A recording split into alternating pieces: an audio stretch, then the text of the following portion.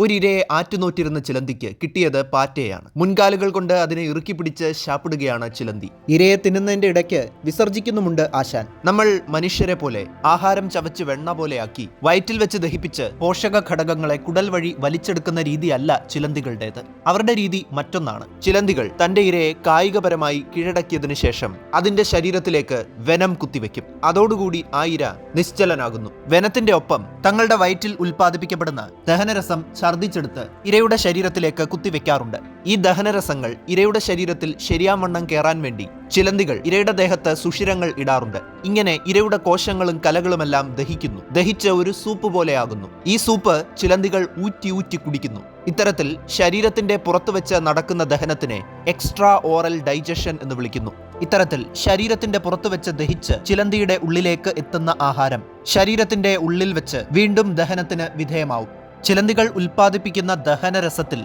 ഇരയുടെ കോശങ്ങളെയും കലകളെയും ദഹിപ്പിക്കാൻ ആവശ്യമായ രാസാഗ്നികൾ അഥവാ എൻസൈമുകൾ അടങ്ങിയിട്ടുണ്ടാകും. അതിൽ പ്രോട്ടീനുകളെ ദഹിപ്പിക്കാൻ ആവശ്യമായിട്ടുള്ള പ്രോട്ടിയേസുകൾ, DNA, RNA പോലെയുള്ള ന്യൂക്ലിക് ആസിഡുകളെ ദഹിപ്പിക്കാൻ ആവശ്യമുള്ള ന്യൂക്ലിയേസുകൾ, കൊഴുപ്പ് അഥവാ ലിപ്പിഡുകളെ ദഹിപ്പിക്കാൻ ആവശ്യമുള്ള ലിപ്പേസുകൾ, ഹൈഡ്രോളേസുകൾ എന്നീ എൻസൈമുകളാണ് ഉള്ളത്.